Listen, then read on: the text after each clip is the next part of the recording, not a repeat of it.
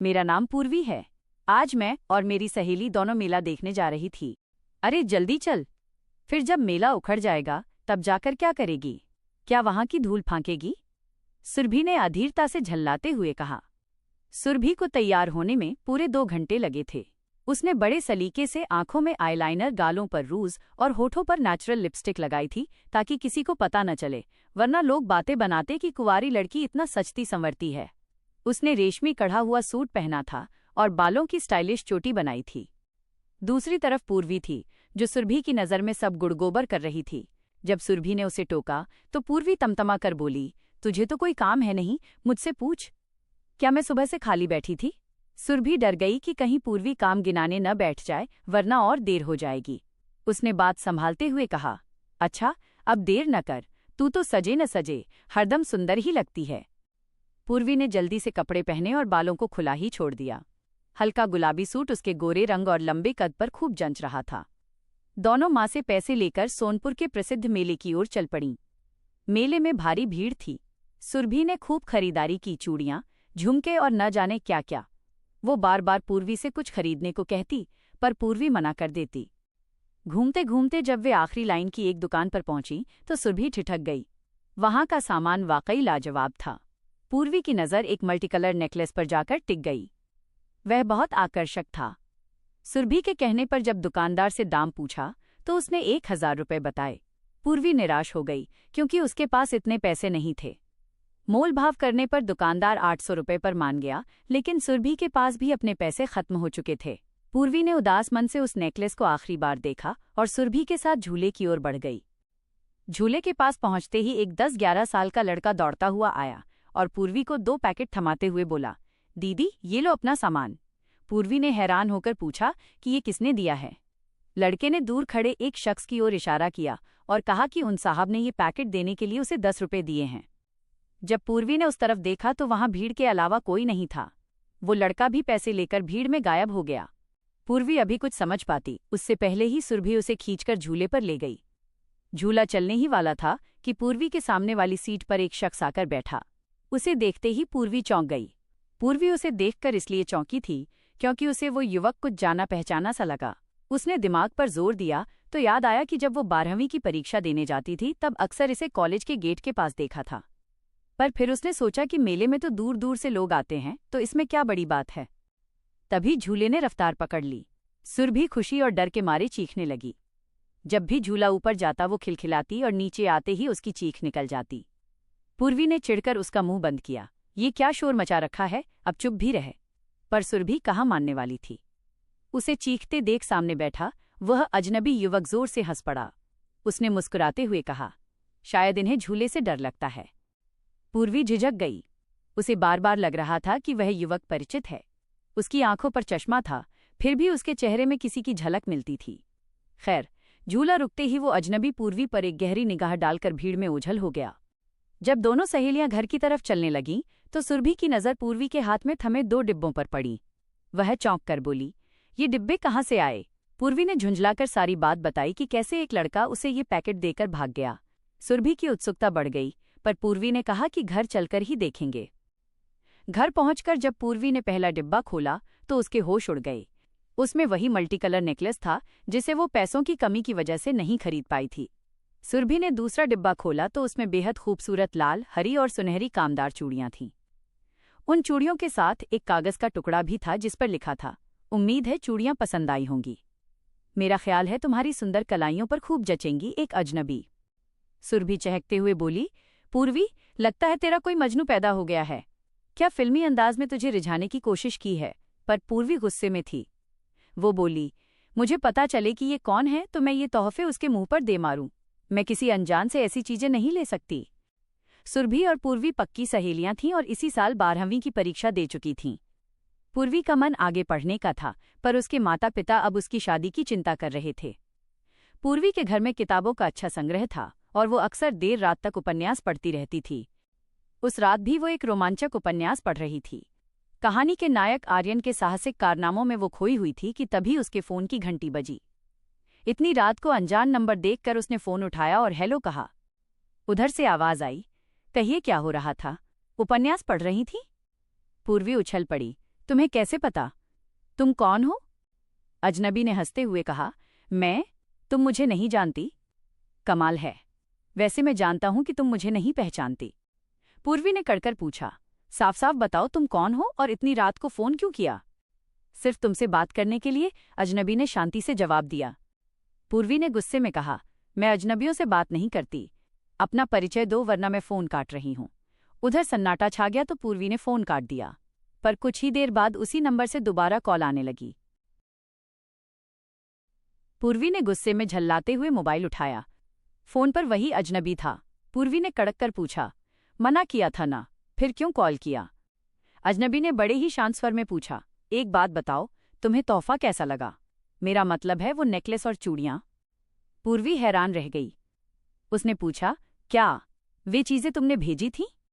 अजनबी बोला, हाँ, तुम मेले में उस नेकलेस को इतने अरमान से देख रही थीं पर ले नहीं पाईं। मुझे बहुत बुरा लगा। मेरी पूर्वी जिस चीज को पसंद करे और वो उसे ना मिले, ऐसा कैसे हो सकता है? चूड़ियां मैंने अपनी तरफ से भेजी हैं, मुझे पता है तुम्हें पसंद आएंगी। पूर्वी के आश्चर्य का ठिकाना न रहा। उसने पूछा, तुम्हें कैसे पता चला? तुम कहाँ थे? अजनबी ने जवाब दिया, मैं ठीक तुम्हारे पीछे था और तुम्हें ही देख रहा था। पूर्वी ने उसे झिड़कते हुए कहा, शायद तुम मुझे जानते नहीं हो। तुम्हारी सौगात वैसी ही रखी है। मैं उसे पहनना तो दूर देखूंगी भी नहीं, क्योंकि मैं तुम्हें नहीं जानती। अजनबी ने विनती की, प्लीज ऐसा मत करना, तुम उन्हें पहनना जरूर। सच बताना पूर्वी, क्या तुम्हें उस इंसान की बिल्कुल याद नहीं आती जो तुम्हें हर समय याद करता है? पूर्वी ने बात काटते हुए पूछा, क्या बकवास है, और तुम्हें कैसे पता कि मैं रात को उपन्यास पढ़ रही थी?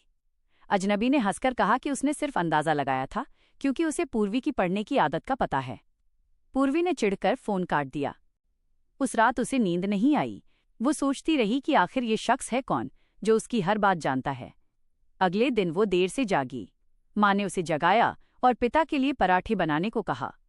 काम करते हुए पूर्वी उसी अजनबी के बारे में सोचती रही। उसे लगा कि वो कोई आवारा लड़का तो नहीं लगता। उसके बात करने के लहजे में एक अजीब सा अपनापन और लगाव था। पूर्वी अपने भविष्य को लेकर अक्सर चिंतित रहती थी। वो पढ़ लिख कर कुछ बनना चाहती थी, अपना नाम कमाना चाहती थी, पर उसके घरवाले पुरानी रूढ़ियों में जकड़े हुए थे। उसकी माँ हमेशा पड़ोसियों की बेटियों के उदाहरण देती रहती थी कि कैसे उनकी शादी कम उम्र में हो गई। रिश्तेदार भी सलाह देते थे कि लड़की को ज्यादा मत पढ़ाओ, वरना ज्यादा दहेज देना पड़ेगा। पूर्वी जानती थी कि उसके माता पिता थोड़े कंजूस स्वभाव के हैं। वे बिना दहेज वाला रिश्ता ढूंढ रहे थे, जिसकी वजह से आए दिन अजीबोगरीब रिश्ते आते थे। कभी सांवले रंग का मोटा और उम्रदराज लड़का, तो कभी किसी की आंख में नुक्स। पूर्वी ने हर बार विरोध किया और अपनी जिद पर अड़ी रही। उसे गुस्सा आता था कि उसके माता पिता उसके भाइयों के लिए तो सब कुछ करते हैं, पर उसकी पढ़ाई और शादी के खर्च से बचना चाहते हैं। उसे लगता था कि शादी का मतलब सिर्फ रोटी का जुगाड़ नहीं होना चाहिए। दोपहर में वो अपनी सहेली सुरभि के पास गई और उसे फोन वाली बात बताई। सुरभि ने सलाह दी, अगली बार फोन आए तो काटना मत, कम से कम पता तो चले कि वो है कौन। पूरा दिन उत्सुकता में बीता। रात के जैसे ही 10 बजे पूर्वी का फोन बज उठा। उसका दिल जोर से धड़कने लगा। पूर्वी ने गहरी सांस ली और फोन उठाया। इस बार उसके स्वर में गुस्सा कम और जिज्ञासा ज्यादा थी। अजनबी ने बात शुरू की, उम्मीद थी कि तुम फोन उठाओगी। आज दिन कैसा बीता? पूर्वी ने सीधे सवाल किया। देखो, पहेलियां बुझाना बंद करो। तुम मेरा नाम जानते हो, मेरी पसंद जानते हो, यहां तक कि मेरी पढ़ाई की आदतों से भी वाकिफ हो। तुम हो कौन? क्या तुम हमारे ही गांव के हो? उधर से एक हल्की सी हंसी सुनाई दी। अजनबी बोला, गांव का ही समझो, पर अब गांव में रहता नहीं। बस इतना जान लो कि मैं तुम्हारा बुरा चाहने वाला कोई इंसान नहीं हूं। उन तोहफों को अपना समझकर पहन लेना, वो सिर्फ तुम्हारे लिए हैं। पूर्वी ने फिर कोशिश की, अगर तुम मुझे जानते हो तो सामने क्यों नहीं आते? छिपकर फोन करना और तोहफे भेजना कायरता है। अजनबी ने गंभीर होकर कहा, वक्त आने पर सामने भी आऊंगा। फिलहाल बस इतना चाहता हूं कि तुम अपनी पढ़ाई मत छोड़ो। मुझे पता है कि घरवाले तुम्हारी शादी के लिए कैसे कैसे नमूने ढूंढ रहे हैं, पर तुम हिम्मत मत हारना। इतना कहकर उसने फोन काट दिया। अगले कुछ दिन पूर्वी के लिए बड़ी उथल पुथल भरे रहे। वो अजनबी अब उसे हर रात फोन करता। धीरे धीरे पूर्वी को उसकी बातों का इंतजार रहने लगा। वो उससे अपने मन की बातें साझा करने लगी, अपनी पढ़ाई की इच्छा, घर का माहौल और अपने सपने। वो अजनबी हमेशा उसे प्रेरित करता। एक दिन पूर्वी के घर में बड़ा हंगामा हुआ। उसके चाचा एक नया रिश्ता लेकर आए थे। लड़का शहर में किसी दुकान पर काम करता था, लेकिन उम्र में पूर्वी से काफी बड़ा था। पिता रघुनाथ सिंह ने साफ कह दिया, अब बहुत हुआ, ये रिश्ता पक्का है, अगले महीने शादी होगी। पूर्वी अपने कमरे में जाकर फूट फूट कर रोने लगी। उसे लगा कि अब उसका सपना हमेशा के लिए टूट जाएगा। उस रात जब अजनबी का फोन आया तो पूर्वी ने रोते हुए कहा, अब सब खत्म हो गया। पिताजी ने मेरी शादी तय कर दी है, अब तुम कभी सामने मत आना। अजनबी ने शांत स्वर में कहा, पूर्वी शांत हो जाओ, कल दोपहर को तुम अपनी सहेली सुरभि के साथ शिव मंदिर के पीछे वाले बगीचे में आना, मैं वहां तुम्हारा इंतजार करूंगा, सब ठीक हो जाएगा। अगले दिन पूर्वी धड़कते दिल के साथ सुरभि को लेकर तय जगह पर पहुंची। वहां एक नीले रंग की कार खड़ी थी। कार से एक सुदर्शन युवक बाहर निकला। उसने चश्मा हटाया तो पूर्वी की आंखें फटी की फटी रह गईं। ये वही युवक था जिसे उसने 12वीं की परीक्षा के दौरान कॉलेज गेट पर देखा था और जो मेले में झूले पर उसके सामने बैठा था। वह युवक मुस्कुराया और बोला, पहचाना, मैं अभिनव हूं, तुम्हारे पड़ोस वाले गांव का। शहर में अपनी सॉफ्टवेयर कंपनी चलाता हूं। मैं तुम्हें तब से पसंद करता हूं जब तुम स्कूल जाती थी, पर कभी हिम्मत नहीं हुई बोलने की। जब सुना कि तुम्हारे घरवाले तुम्हारी शादी कहीं भी कर देना चाहते हैं तो मैंने सोचा कि अब मुझे कदम बढ़ाना होगा। पूर्वी निशब्द खड़ी थी। अभिनव ने आगे कहा, मैंने अपने माता पिता को तुम्हारे घर भेजा है। मेरे पिताजी और तुम्हारे पिताजी पुराने परिचित हैं। मैंने उनसे कह दिया है कि मैं तुमसे शादी तभी करूंगा जब तुम अपनी आगे की पढ़ाई पूरी कर लोगी। तुम शहर में रहकर पढ़ोगी और मैं इसमें तुम्हारा साथ दूंगा। तभी पूर्वी के मोबाइल पर उसके पिता का फोन आया। वे बहुत खुश थे। उन्होंने कहा, बेटी, अभिनव का रिश्ता आया है। लड़का बहुत होनहार है और खानदान भी बड़ा है। वे चाहते हैं कि तुम आगे पढ़ो। हमें और क्या चाहिए? पूर्वी की आंखों में खुशी के आंसू थे। जिस अजनबी से वो डर रही थी वही उसके सपनों का हमसफर बनकर आया था। सुरभि ने पूर्वी को चिढ़ाते हुए कहा, क्यों, अब तो ये तोहफे उसके मुंह पर नहीं मारोगी ना? दोनों सहेलियां हंस पड़ीं। पूर्वी ने देखा कि उसका संघर्ष खत्म हो चुका था और अब उसके सामने एक नई और सुनहरी दुनिया खड़ी थी। शादी की बात पक्की हो गई थी, लेकिन पूर्वी के मन में अभी भी एक कसमकस थी। वो सिर्फ एक पत्नी बनकर घर नहीं संभालना चाहती थी। सगाई के बाद जब अभिनव ने उसे फिर से फोन किया तो पूर्वी ने अपनी शंका जाहिर की। पूर्वी ने कहा, अभिनव, मुझे खुशी है कि तुम मेरी जिंदगी में आए, लेकिन मैं चाहती हूं कि मेरी पहचान सिर्फ तुम्हारी पत्नी तक सीमित न रहे। क्या शादी के बाद मेरा करियर सच में तुम्हारी प्राथमिकता होगा? अभिनव ने सहजता से जवाब दिया, पूर्वी, मैंने तुमसे प्यार ही इसलिए किया था क्योंकि तुम्हारी आंखों में कुछ कर दिखाने की चमक है। मैं तुम्हें सिर्फ घर की चारदीवारी में रखने के लिए नहीं लाया हूं। शादी के बाद पूर्वी शहर आ गई। वहां का माहौल गांव से बिल्कुल अलग था। अभिनव ने अपने वादे के मुताबिक पूर्वी का दाखिला शहर के सबसे अच्छे कॉलेज में कराया। शुरुआत में पूर्वी के लिए ये सब आसान नहीं था। घर की जिम्मेदारियां और फिर कॉलेज की कठिन पढ़ाई, वो अक्सर थक जाती थी। उसके ससुराल वाले भी पुराने ख्यालात के थे और चाहते थे कि पूर्वी घर के कामों पर ज्यादा ध्यान दे।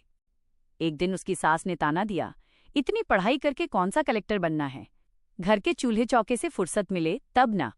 पूर्वी का मन छोटा हो गया, लेकिन अभिनव ने उसे टूटने नहीं दिया। उसने अपनी माँ को समझाया और पूर्वी के लिए एक अलग स्टडी रूम बनवाया। पूर्वी ने दिन रात एक कर दिया। वो सुबह जल्दी उठकर घर का काम निपटाती और फिर घंटों लाइब्रेरी में बिताती। उसने प्रतियोगी परीक्षाओं, कॉम्पिटिटिव एग्जाम्स की तैयारी शुरू कर दी थी। 3 साल बीत गए। इस दौरान कई बार पूर्वी को लगा कि वो हार मान लेगी, लेकिन अभिनव का साथ और उसकी अपनी जिद उसे आगे बढ़ाती रही। आखिर में उसकी मेहनत रंग लाई।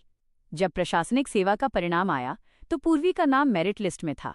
वह अब एक अधिकारी बन चुकी थी। पूरे गांव में खबर फैल गई। वही रिश्तेदार जो कभी कहते थे कि ज्यादा पढ़ाओगे तो दहेज ज्यादा देना पड़ेगा, अब पूर्वी के घर बधाई देने के लिए लाइन लगाए खड़े थे। पूर्वी के माता पिता की आंखों में गर्व के आंसू थे।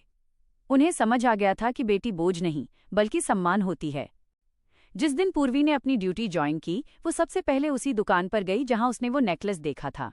उसने वो नेकलेस खरीदा, लेकिन इस बार अपने खुद के कमाए हुए पैसों से। उसने अभिनव को फोन किया और कहा, आज मैं जो कुछ भी हूं उसमें तुम्हारा विश्वास शामिल है, लेकिन मेरी ये वर्दी मेरी अपनी मेहनत की पहचान है। पूर्वी अब सिर्फ एक पत्नी या बहू नहीं थी, वो उन तमाम लड़कियों के लिए एक मिसाल बन चुकी थी जिनके सपनों को रूढ़ियों की बेड़ियों में बांध दिया जाता। पूर्वी के अधिकारी बनने के बाद उसकी कहानी ने एक नया मोड़ लिया। अब वो सिर्फ अपने लिए नहीं बल्कि अपने गांव और समाज की उन तमाम लड़कियों के लिए कुछ करना चाहती थी जो आज भी बंदिशों में थीं। शहर में पोस्टिंग मिलने के बाद पूर्वी ने सबसे पहले अपने गांव सोनपुर में एक शिक्षा केंद्र खोलने का निर्णय लिया। उसने अपनी पहली तनख्वाह से गांव की पुरानी जर्जर लाइब्रेरी की मरम्मत करवाई और वहां नई किताबें और कंप्यूटर रखवाए। एक दिन जब पूर्वी अपनी सरकारी गाड़ी से गांव पहुंची तो पूरा गांव उसे देखने उमड़ पड़ा। वही लोग जो उसे ताने देते थे आज अपनी बेटियों को लेकर उसके पास खड़े थे। पूर्वी ने देखा कि सुरभि भी वहां खड़ी थी। सुरभि की शादी भी एक साधारण परिवार में हुई थी और वो घर गृहस्थी में ही सिमट कर रह गई थी। सुरभि ने पूर्वी का हाथ पकड़कर कहा, पूर्वी, तूने सच में कमाल कर दिया। काश मैं भी तेरी तरह हिम्मत दिखाती। पूर्वी ने मुस्कुराते हुए कहा, देर कभी नहीं होती सुरभि, तुम अभी भी शुरुआत कर सकती हो। मैंने इस केंद्र में महिलाओं के लिए एक सिलाई और कंप्यूटर ट्रेनिंग प्रोग्राम शुरू किया है। मैं चाहती हूं कि तुम इसे संभालने में मेरी मदद करो। सुरभि की आंखों में नई चमक आ गई। अब पूर्वी और सुरभि ने मिलकर गांव की तस्वीर बदलना शुरू कर दी। इसी बीच पूर्वी को एक बड़ा प्रोजेक्ट मिला, जिले में हो रहे बाल विवाह को रोकना। ये काम जोखिम भरा था क्योंकि इसमें कई प्रभावशाली लोग शामिल थे। एक रात पूर्वी के पास फिर से उसी अनजान नंबर से कॉल आया। उसने फोन उठाया तो दूसरी तरफ अभिनव की शरारती हंसी थी। अभिनव बोला, मैडम ऑफिसर, सुना है आप बहुत बड़े खतरों से खेल रही हैं, संभल कर रहिएगा। पूर्वी हंसी और बोली, मुझे पता है कि जब तक तुम मेरे साथ हो मुझे कुछ नहीं होगा, पर एक बात बताओ, आज इतने सालों बाद तुमने फिर से इसी नंबर से फोन क्यों किया? अभिनव ने भावुक होकर कहा, बस तुम्हें ये याद दिलाने के लिए कि चाहे तुम कितनी भी बड़ी ऑफिसर बन जाओ, मेरे लिए तुम आज भी वही गुलाबी सूट वाली पूर्वी हो जिसे मैंने मेले के झूले पर देखा था। मैं तुम्हारे लिए आज भी वो नेकलेस और चूड़ियां संभाल कर रखा हूं जो तुमने गुस्से में पहनने से मना कर दिया था। पूर्वी का गला भर आया। उसने महसूस किया कि सफलता का असली स्वाद तब आता है जब आपके पीछे कोई ऐसा खड़ा हो जो आपकी काबिलियत पर आपसे ज्यादा भरोसा करता हो। अगले दिन पूर्वी ने गांव के उसी प्रसिद्ध मंदिर में एक भव्य समारोह रखा। वहां उसने उन सभी लड़कियों को सम्मानित किया जिन्होंने विपरीत परिस्थितियों में पढ़ाई पूरी की थी। पूर्वी ने मंच से कहा, शादी अंत नहीं, एक नई शुरुआत हो सकती है अगर जीवनसाथी अभिनव जैसा हो और इरादे पूर्वी जैसे मजबूत हों। कहानी का ये नया अध्याय अब सोनपुर की हर दीवार पर प्रेरणा बनकर लिखा जा चुका था। सफलता और खुशियों के बीच समय अपनी रफ्तार से चलता रहा, लेकिन एक दिन पूर्वी और अभिनव के रिश्तों में भी दरार की हल्की लकीरें दिखने लगीं। इसकी वजह कोई तीसरा नहीं, बल्कि दोनों का काम और बढ़ता हुआ ईगो था। पूर्वी अब एक व्यस्त प्रशासनिक अधिकारी थी। फाइलों के ढेर, मीटिंग्स और जिले की कानून व्यवस्था की जिम्मेदारी ने उसका सारा समय छीन लिया था। दूसरी तरफ अभिनव की सॉफ्टवेयर कंपनी भी बड़े प्रोजेक्ट्स पर काम कर रही थी। अब वे दोनों एक ही घर में रहते हुए भी अजनबियों की तरह हो गए थे। एक शाम पूर्वी दफ्तर से काफी देर से लौटी। घर का माहौल तनावपूर्ण था। अभिनव ड्राइंग रूम में बैठा उसका इंतजार कर रहा था। उसके चेहरे पर उदासी और गुस्सा साफ दिख रहा था।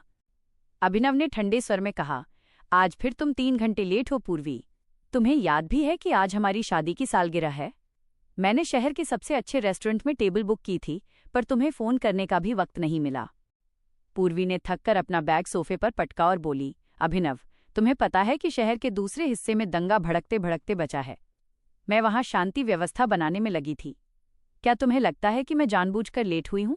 मेरी नौकरी तुम्हारी तरह 9 से 5 वाली डेस्क जॉब नहीं है। अभिनव को ये बात चुभ गई।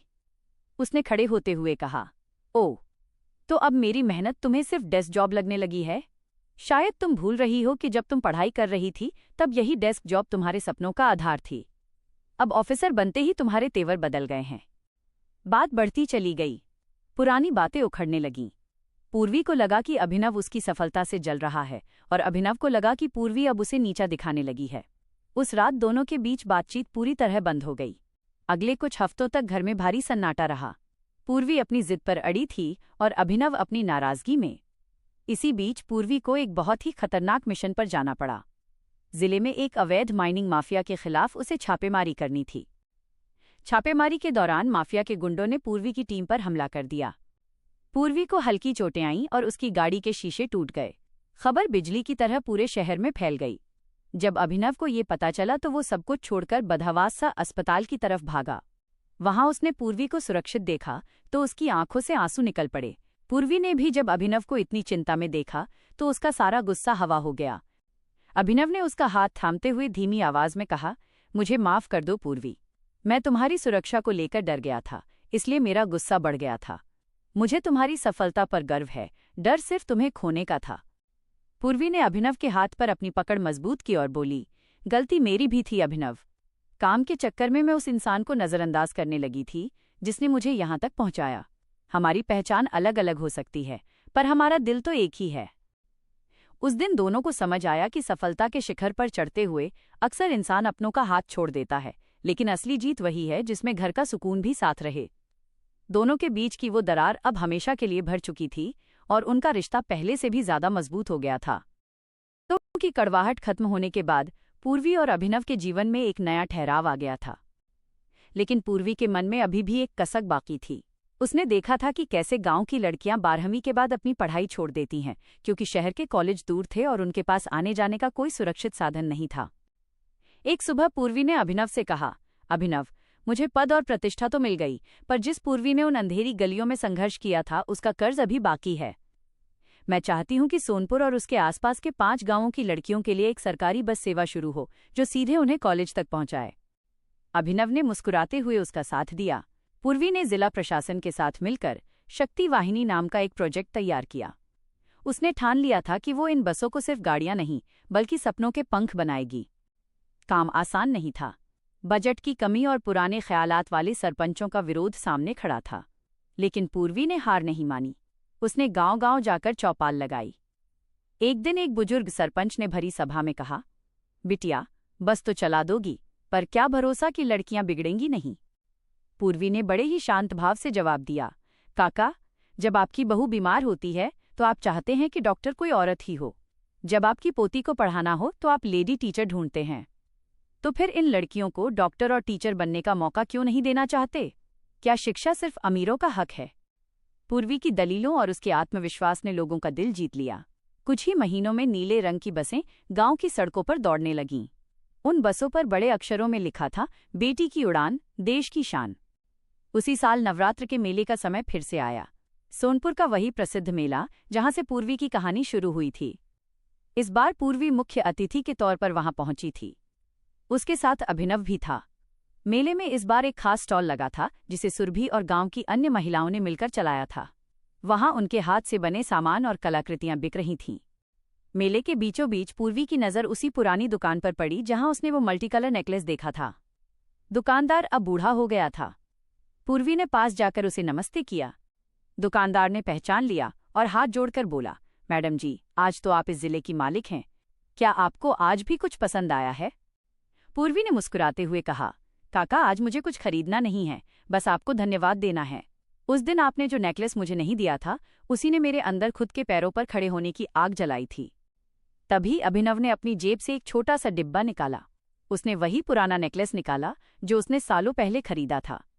उसने पूर्वी के गले में उसे पहनाते हुए कहा, उस दिन तुम इसे खरीदना चाहती थी, पर आज तुम खुद एक चमकता हुआ हीरा बन चुकी हो। पूरे मेले में तालियों की गड़गड़ाहट गूंज उठी। आसमान में आतिशबाजी हो रही थी। पूर्वी ने देखा कि मेले की धूल अब उसे परेशान नहीं कर रही थी, बल्कि उसे अपनी मिट्टी की सौंधी खुशबू आ रही थी। पूर्वी और अभिनव अब सिर्फ एक पति पत्नी नहीं, बल्कि एक दूसरे के सबसे बड़े पार्टनर थे। पूर्वी ने साबित कर दिया था कि एक औरत अगर ठान ले तो वो न सिर्फ अपना भाग्य बदल सकती है, बल्कि पूरे समाज की तकदीर लिखने की कलम भी बन सकती है। पूर्वी और अभिनव की इस सफलता के बीच समय के साथ उनके घर में एक नन्ही किलकारी गूंजी। पूर्वी ने एक बेटी को जन्म दिया जिसका नाम उन्होंने आन्या रखा।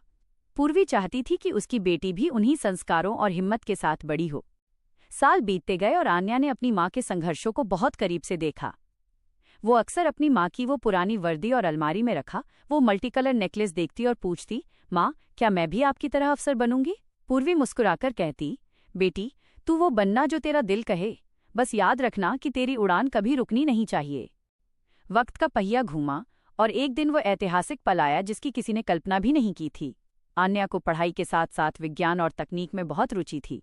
उसने कड़ी मेहनत की और देश के सबसे बड़े अंतरिक्ष संस्थान इसरो में वैज्ञानिक बन गई। उस दिन पूरा सोनपुर गांव टीवी के सामने बैठा था।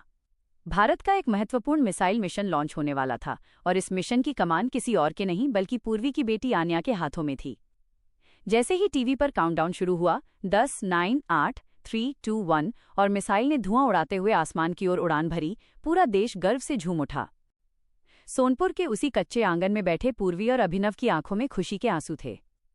आज उनकी बेटी सच में एक मिसाइल बन गई थी, ऐसी मिसाइल जो समाज की रूढ़ियों को चीरते हुए आसमान की ऊंचाइयों को छू रही थी। पूर्वी को अपनी मेहनत सफल होती दिखी। उसने साबित कर दिया कि अगर एक माँ को पढ़ने और बढ़ने का मौका मिले तो वो आने वाली पीढ़ी की तकदीर ही बदल देती है। पूर्वी ने गर्व से अभिनव का हाथ थामा और आसमान की ओर देखते हुए कहा, देखो अभिनव, हमारी बेटी ने आज उस मेले के झूले से भी ऊंची उड़ान भर ली है। ये सिर्फ एक बेटी की जीत नहीं थी, ये जीत थी हर उस लड़की की जो सपने देखने की हिम्मत रखती है। दोस्तों, अगर आपको पूर्वी के संघर्ष और उसकी बेटी की सफलता की यह कहानी दिल को छू लेने वाली लगी हो तो इस वीडियो को लाइक जरूर करें। ऐसी ही और प्रेरणादायक और भावुक कहानियों के लिए हमारे चैनल को सब्सक्राइब करें और बेल आइकन दबाना न भूलें ताकि हमारी हर नई कहानी सबसे पहले आप तक पहुंचे। कमेंट में जरूर बताएं कि आपको ये कहानी कैसी लगी। धन्यवाद।